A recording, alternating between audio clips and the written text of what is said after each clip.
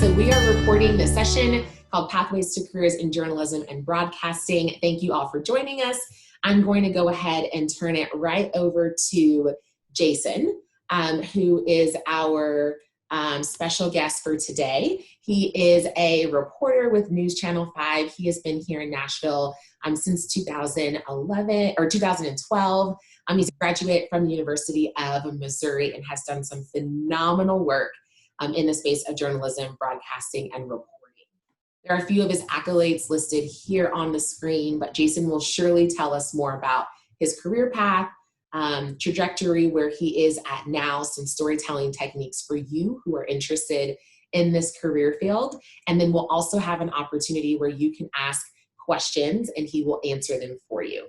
So without further ado, I will turn it over to Jason in just a second after I make him the host. Perfect. All right, there you go. Awesome. Well, Kayla, thank you. And thanks everybody else who's, looks like we've got a good number of people in here for showing up today. So I just wanted to tell you a little bit about myself first, then we'll kind of go into some storytelling techniques. And I definitely want to hear from you guys and your questions, things like that. It is definitely a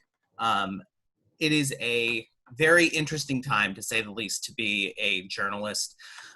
So I've been at News Channel 5 for coming up on 8 years. I started in 2012. And obviously seen a lot of things change in Nashville over that time.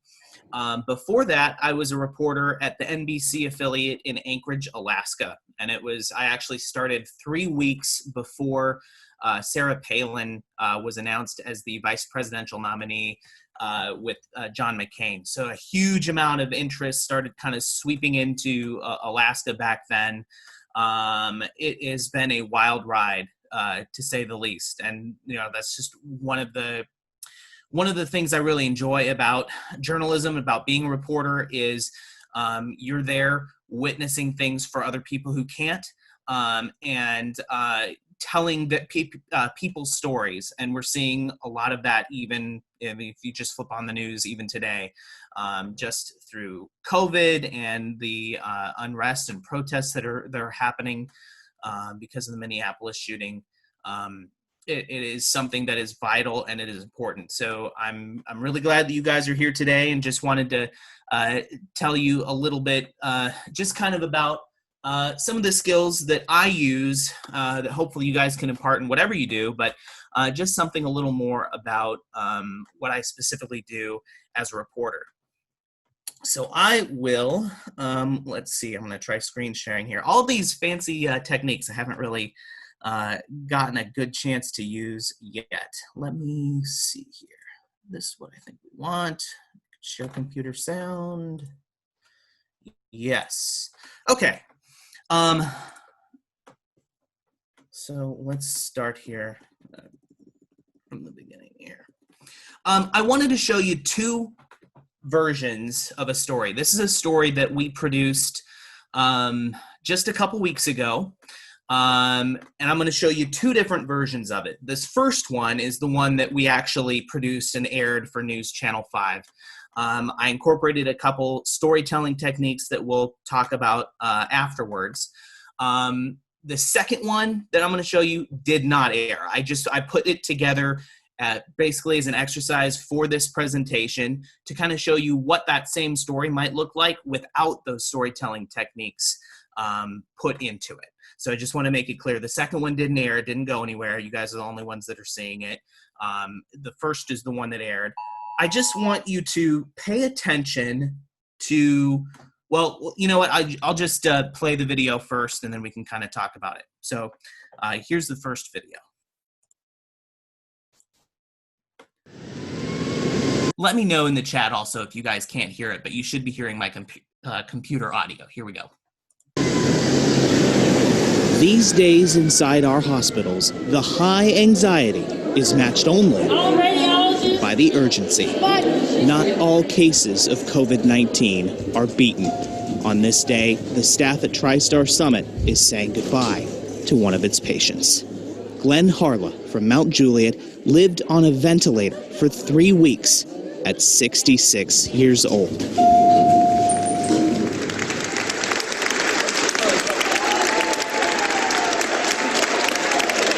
He'll turn 67 in January.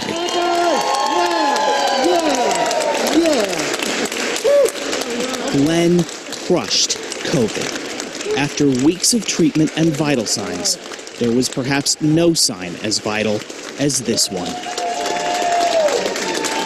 Glenn's wife, Chris, says Glenn nearly died 3 times fighting the virus. He's a strong man, and that's what we told him. Ahead of a recovery that even baffled the nurses. To give you a hug. We didn't think it was going to turn out. Oh my God. A storybook ending to this COVID tale. Oh my God. That had one chapter still to go. My heart is beating really fast. Glenn is back. Completely in the neighborhood. I love you all. This is an amazing person, an amazing friend, and we have all prayed relentless, just constantly. I love everybody. You guys are so awesome. Glenn will be the first to tell you how critical his medical infusions of antibodies were to his recovery. Gonna get stronger. But in a close second, Go Ohio State. this neighborhood-sized dose of I love. beat it. I'm back. After 44 days in the hospital, God. You guys meant so much to me. it's time for some of the best outpatient therapy around. The best neighborhood I've ever lived in, and I'm never moving. I'm never moving. With photojournalist Catherine Stewart, Well, thank you guys. Okay, thank you, everybody. Jason Lamb, Thank you, everybody. News Channel 5.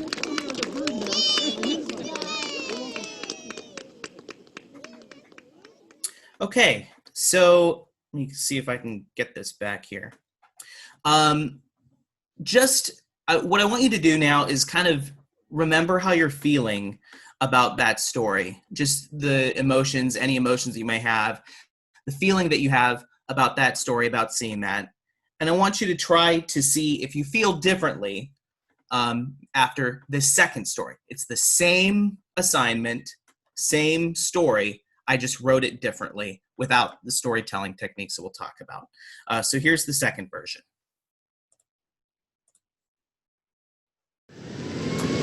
Today, a COVID-19 survivor was preparing to be released by the staff at TriStar Summit Medical Center. The hospital lobby was lined with doctors and nurses, anxious for the arrival of 66-year-old Glenn Harla from Mount Juliet, who had been on a ventilator for 3 weeks before he recovered. Finally, the wait for Glenn was over.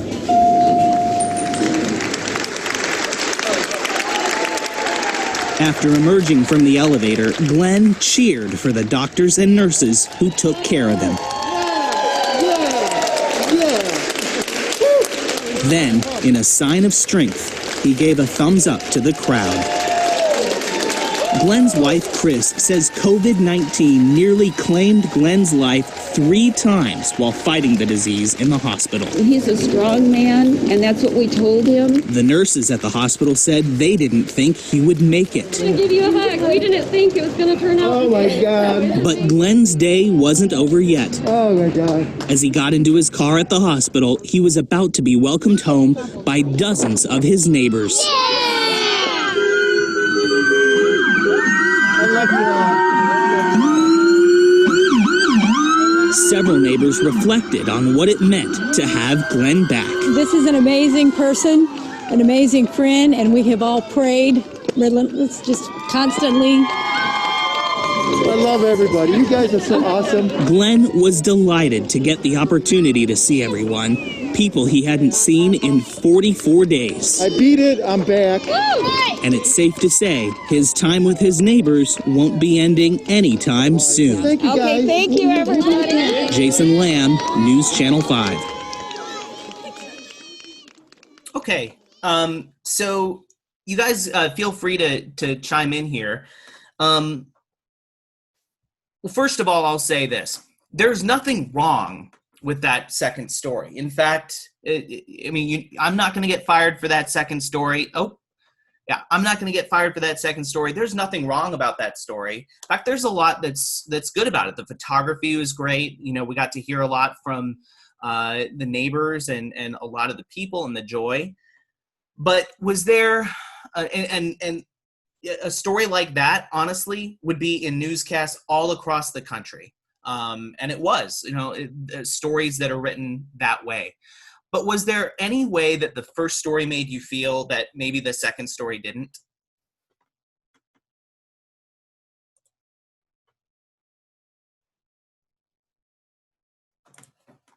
Well, I think, for me at least, I think the second story was a little less memorable.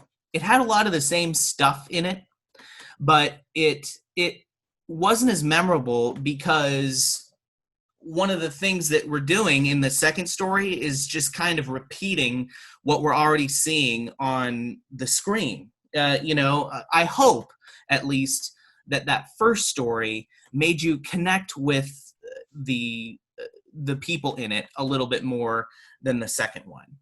And it's a really interesting, it's a tough thing to do because people don't necessarily always feel the same way about watching the same video, you know, because, you know, everybody's different and it's not assured that everyone's going to feel the exact same thing that you hope they do, that you want them to, and that's okay. But the point is, in my job as a journalist and as a reporter specifically, what I try to do is some very specific storytelling techniques, some very concrete things that can help at least make it easier for people to feel something, feel connected to a certain story. So that's kind of what I wanted to talk a little bit about today. I think underlying all these storytelling techniques is this main idea here that visual journalists have a limited time.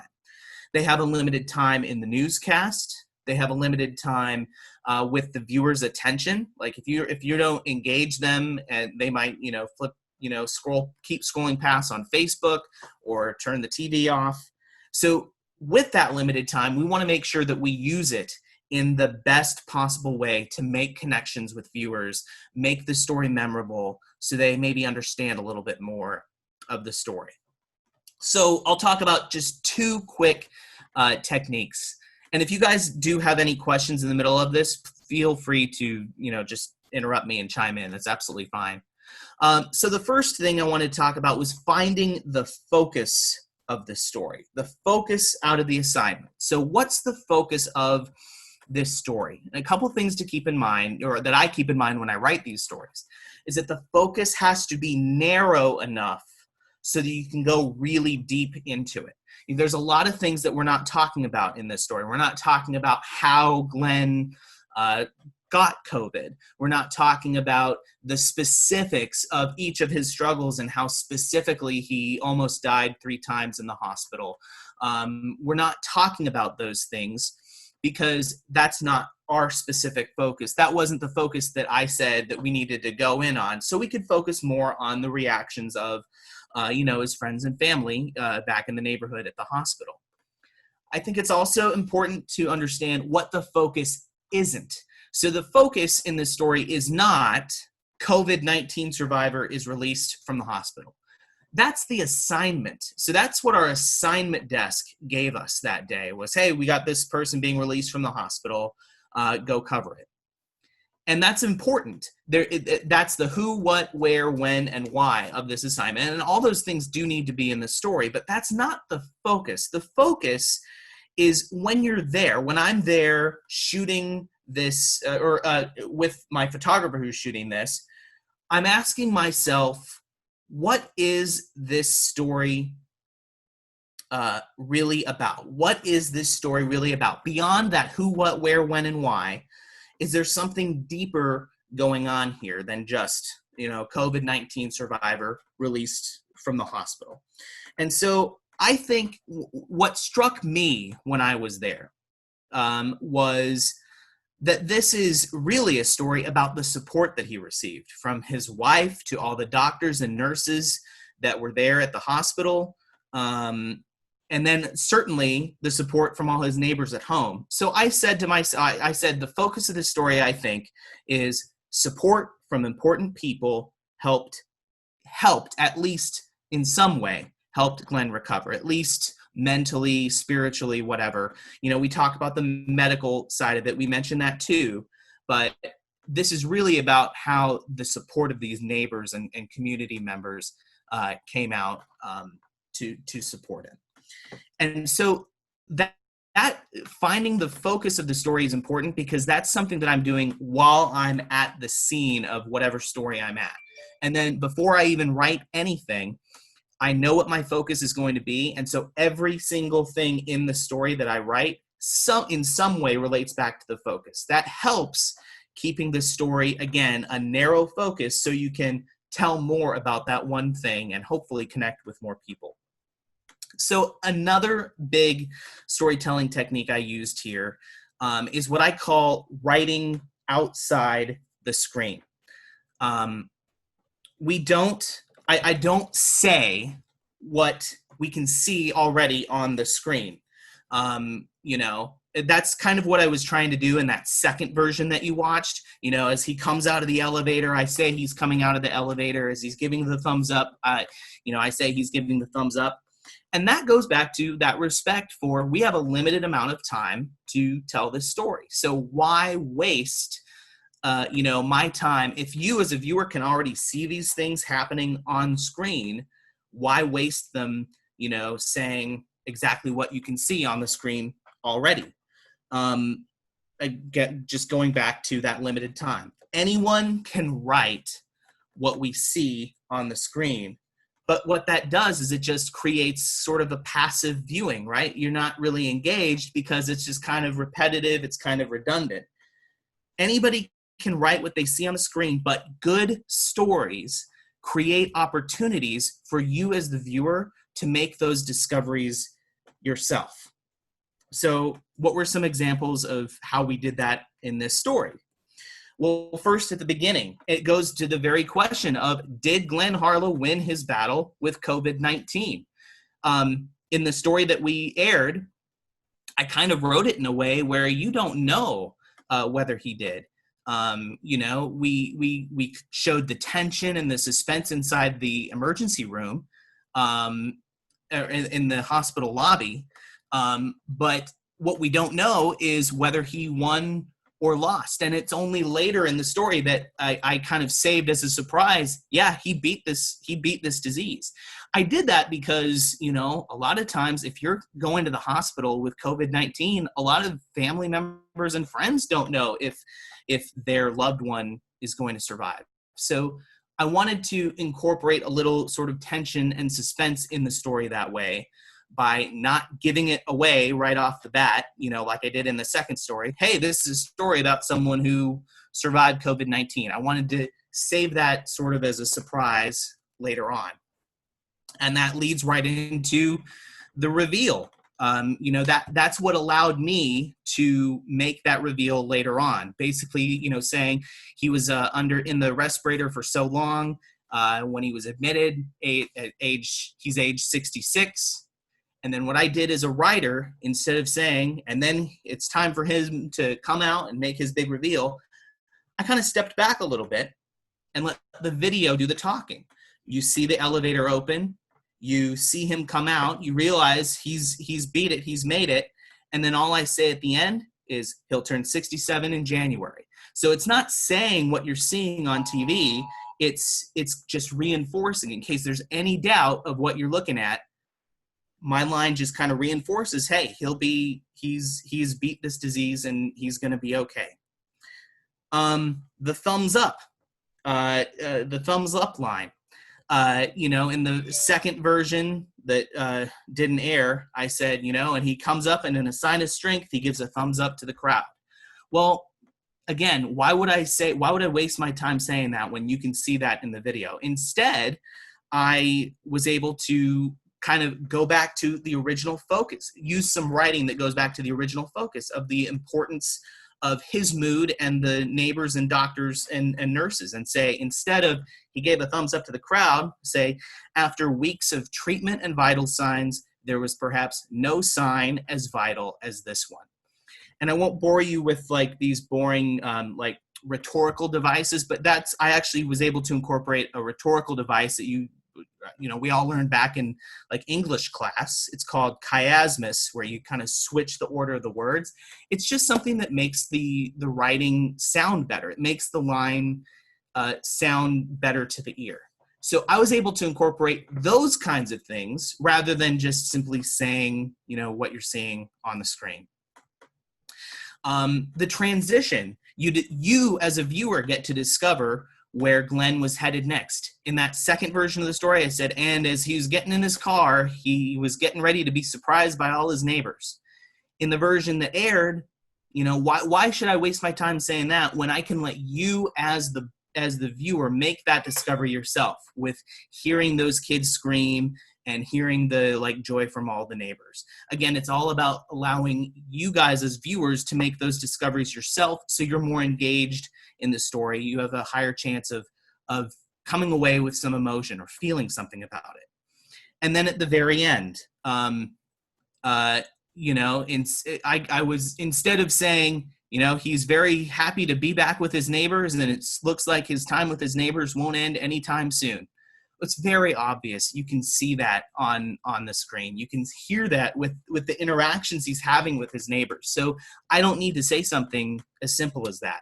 Instead, I can create language that, again, relates back to this theme of, the neighborhood support being just as much of a help to him as maybe the medical side of things too. And say, phrases like neighborhood-sized dose of love. And he was able to take part in some of the best outpatient therapy around. Again, it's language that relates back to the focus. So I can go on and on and on about all these, different kinds of storytelling techniques. It's just two of them. But the bottom line here is this is a conscious decision. I made a planned conscious decision to incorporate these storytelling techniques into how I was going to tell the story. I made that decision before I started writing, in a way that hopefully came across that you guys were able to get a little more feeling out of the first story compared to the second one. But yeah, I'd love to hear kind of what you guys think about it, and certainly any kind of questions that you have, obviously about that story, but even when I was telling Kayla as I was preparing this, it was more than a week ago that we had been starting to talk about this. So COVID was the major concern then. Obviously, that has changed with the news cycle and what's going on in the news and across the country even today. But yeah, I'd love to answer any questions you might have about my career path, just about my day-to-day job, anything that you'd like to talk about. Okay. Hi, I'm Jordan Smith. I have a quick question for you. Yeah. So I'm interested in sports broadcasting specifically. Would you say that you would use similar techniques for that as well? Yeah, and I think the challenge of sports broadcasting is even greater because the bottom line is we're all trying to give viewers something that they can't get anywhere else. And with sports broadcasting, and in a lot of markets, you can see this happening. It's not happened in Nashville, but the entire sports departments of newsrooms are going away because, I think the view is, well, people can get sports scores online or on ESPN. So the challenge, I think, to sports departments is even greater to say, what can we give people? That feeling, that emotion, all those things that a sports score or, something scrolling across on a ticker can't really do. Mm-hmm. So I think it's even more important for things like sports broadcasting because it just comes down to being able to provide a service, something to viewers that they can't get anywhere else. I think that's the bottom line.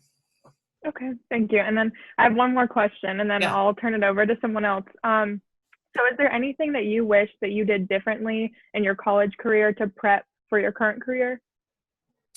I had a kind of a unique college experience. So the University of Missouri has a university-owned NBC television station.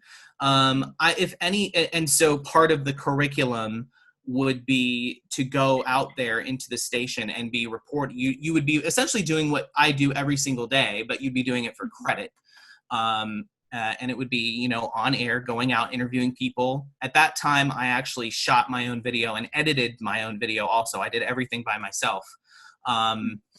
So I think maybe just getting a little more, just doing that more, as many opportunities as you could in college. And I know that it's you know, it's different here, but there are opportunities in terms of internships, even if it's not an internship, just sort of making more connections with people that are in the business, because that's kind of, I mean, that I can't tell you how many times the news business is so small, and and local news broadcasting business is even smaller than that.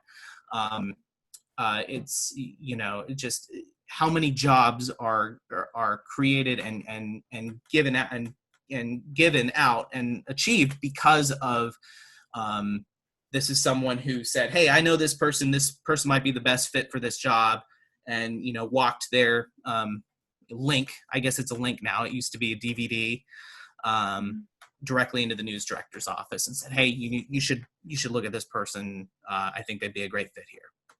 Okay, great. Thank you. Yeah.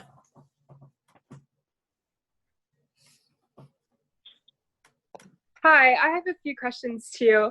Yeah. I'm Mila Sanchez. When you were talking about that you changed your story, or the way that you told the story, Yeah. Was there someone who told you that you should change it, or is that something that you decided to do on your own?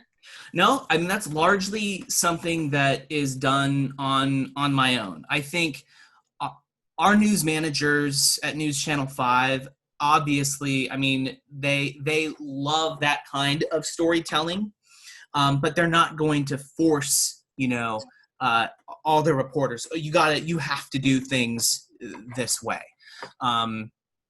You know, that comes down to the individual reporter and photographer working together as a team. Again, the second version of that story that I played would have no problem airing in any newscast in this country, including at News Channel 5.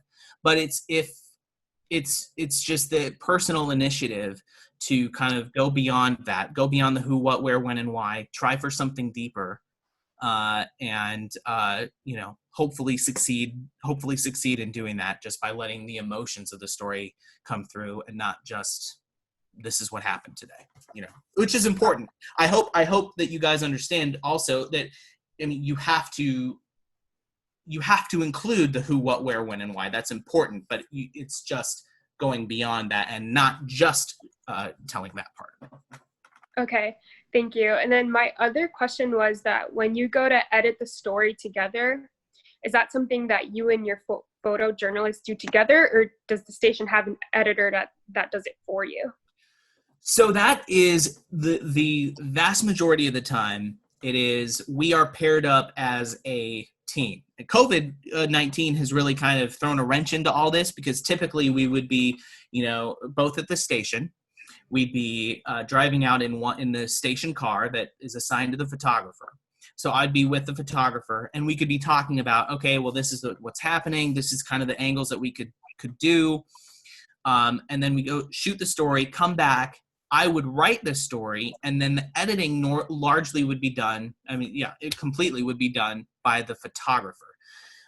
We do have editors at the stations, but they typically edit together some of the shorter stories, or the stories that don't have a reporter with them. So that's kind of their main assignment. But any kind of large, what we call, these are packages, what we call them, with the reporter voice and all that, those are by and large edited by the by the photographer that goes out and shoots the story with me. But all this has COVID-19 has changed so much. I largely work from home now. I don't go into the newsroom. I've probably been in the newsroom 2 times in the last 3 months.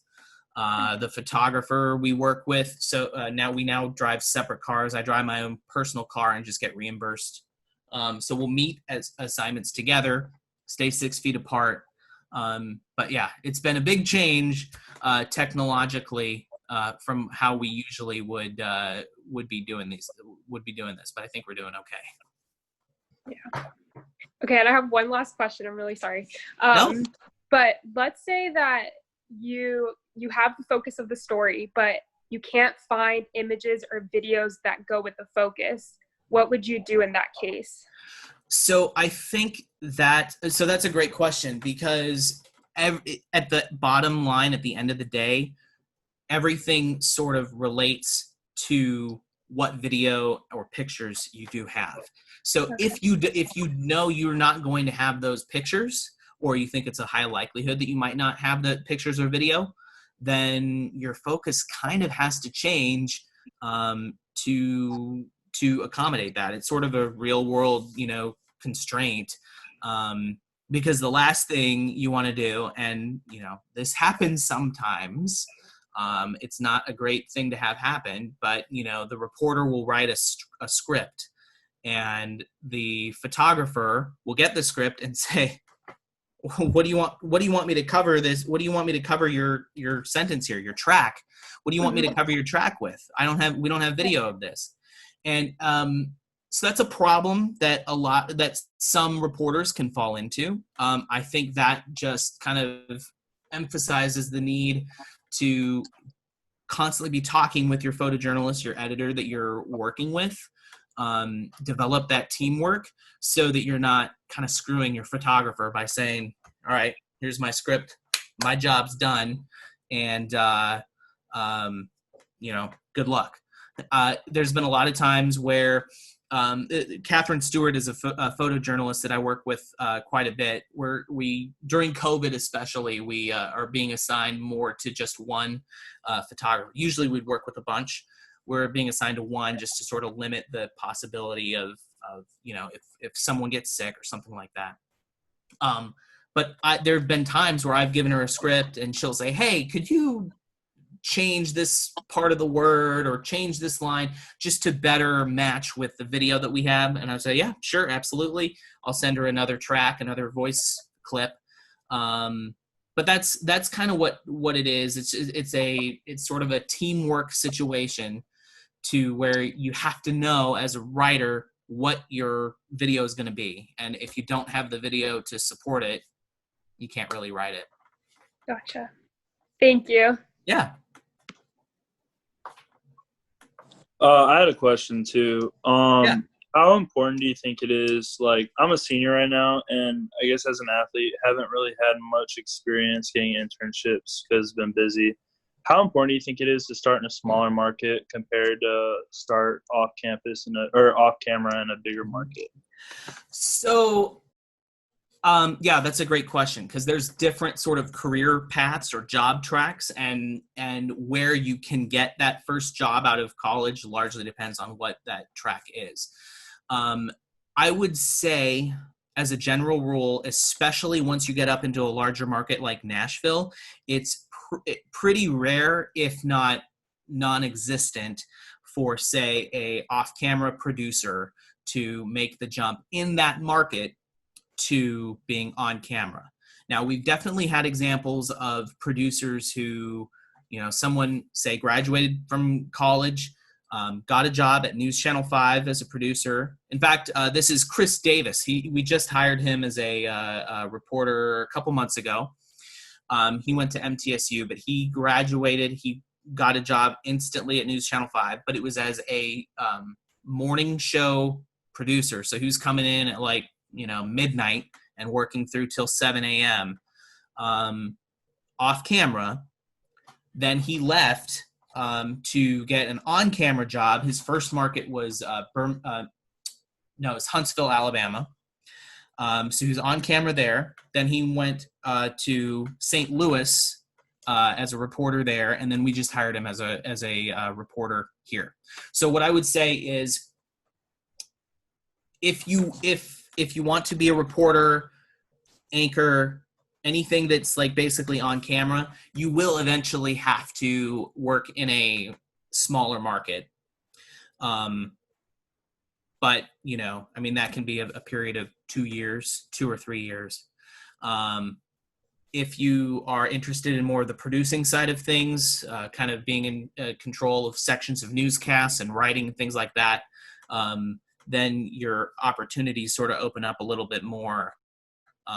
News Channel 5, for example, you know, several times we've hired people out of school, but for producer positions, not for on air.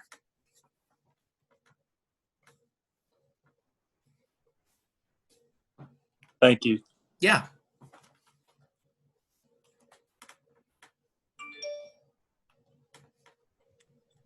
Jason, I have a question that I'd like to ask, because I am curious, as a career coach who helps students like the ones on this call get into the field. What are some of the more specific skills and characteristics that one needs to be successful as a journalist or broadcasting, someone working in this industry? Yeah. Honestly, I think it is just the main thing is curiosity. And I know that's sort of nebulous and sort of a big picture thing, but I can't tell you how much more I've learned about just the way things work in terms of court cases, in terms of, you know, how a bill becomes law and you know, at the state legislature. You learn all this stuff after you graduate. And, you know, that's not to, you know, I have a second degree in political science. So, I mean, these are sort of things that were taught to me. So I get it. Like, I understand the process and the academic side of it, but it is so different when you're out there in person and, you know, seeing this actually happen. So I would just say keeping an open mind and being curious about how things work, how things are the way they are. I think that will serve you really well in, you know, being able to ask questions and certainly come up with story ideas. That's a big part of our job. That's how we all start each day, is with story ideas. So it is looking at what's going on, going through Facebook, finding, you know, if someone's having a problem with something. That's a big part of how we begin, is by being curious, calling these people, asking questions. And that's really the basis for all of this, you know, stuff. You can't really tell a good story if you don't have the details and a good story to tell. That's kind of the base of everything. So yeah, I would say being curious just about the way things are and how everything works is a good start to that.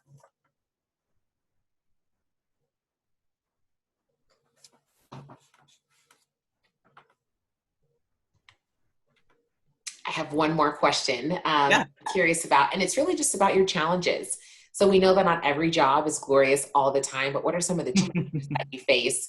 And in particular, what can our students look forward to, and maybe some ways that you found to overcome those obstacles?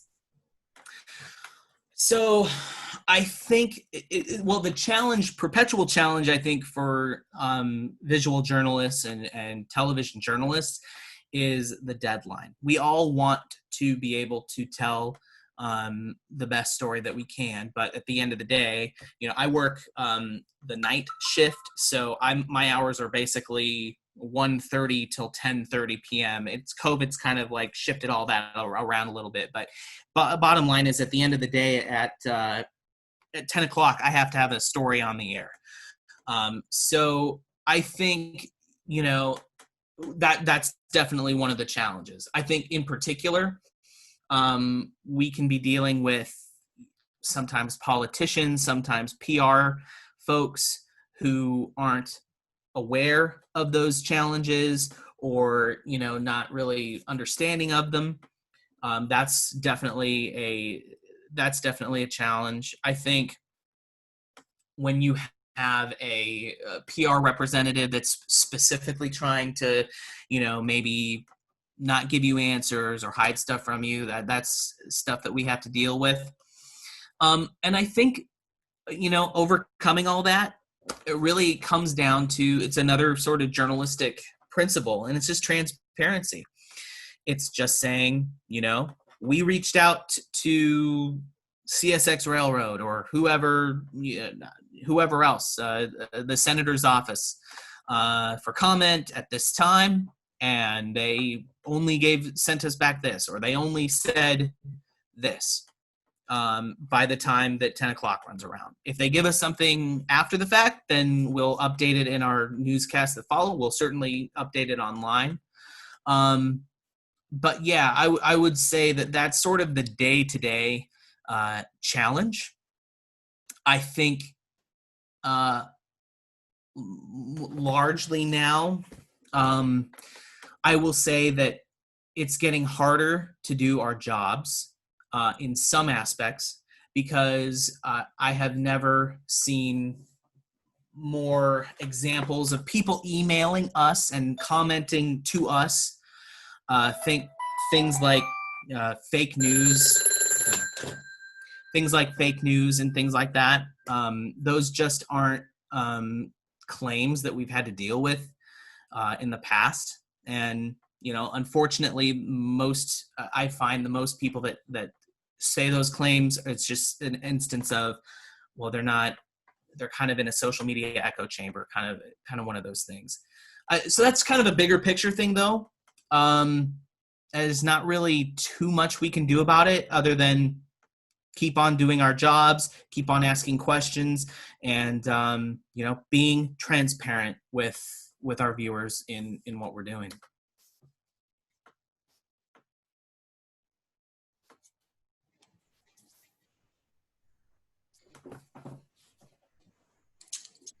Does anyone have any other questions for Jason in terms of maybe his career path, positions that you all can look for as you navigate the remaining portion of your academic career at Vanderbilt and beyond? If you do, now would be a great time to ask. Well, and I can kind of just say generally, when it comes to those kinds of positions, and like I kind of mentioned with the other question, it does, at least in the television journalism, television news kind of side of things, it branches off from, it's essentially like, how visible are you going to be on the station's airwaves? You definitely would not practically never be able to get a job as an anchor in Nashville as a first job off the market, out of college. It's just, you have to work your way up to that, usually as starting out as a reporter or a weekend anchor maybe, but it would always universally be in a smaller market. A lot of people that graduate from around here that do want to be on a reporter or an anchor, they'll go to Jackson, Tennessee. That's a market that a lot of people work in. Bristol, the sort of Tri-Cities area, that's a market that a lot of people will start in. Huntsville is a good example. But if journalism is, and working in TV is something where if you want to, you can go to a completely different part of the world. As a matter of fact, I think I'm a good example of that. I actually grew up in Portland, Oregon. And I went to school in Missouri, a completely different part of the country, definite culture shock. My first job was in Anchorage, Alaska. So another complete different culture shock. And then down here to Nashville. So if you want, you can stay somewhat close to home again, in smaller markets, working your way up. But if you want, also, you can go to some place that's really new to you and really can be kind of uncomfortable at first. But I highly recommend that. I mean, in Anchorage in Alaska, I told stories that I know I will never be able to tell again. It's just a completely different part of the world. It opens up your eyes to just a different lifestyle and different people that you wouldn't have come across normally. And that kind of experience that you have with like dealing with people that are different than yourself is completely relevant to being a journalist. It's so important.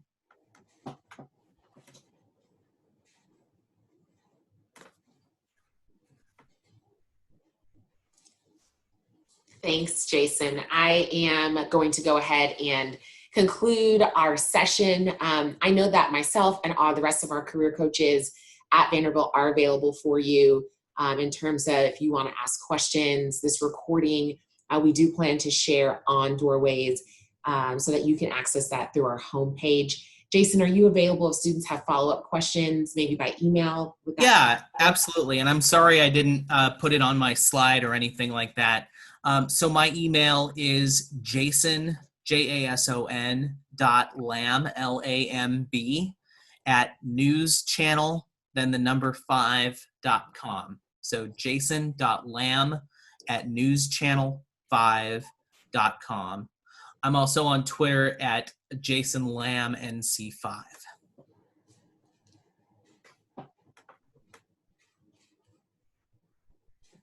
That is awesome. All right, everyone. Well, thank you so much, Jason. I personally learned a lot about storytelling techniques and this career as an industry. I know our students did as well. Thank you, students, for asking some really thoughtful questions that you can, take those responses and really kind of marinate on them. But then also there's some calls to action in there, which I really love as well. So with that, we look forward to providing you more content such as this. Feel free to reach out to us if you have other questions. Thank you so much, Jason, for joining. And we'll get this recording put out for all of you at a later date. Thank you. Thanks. Yeah, very much. Thank you. Yeah, thank you so much. All right, take care.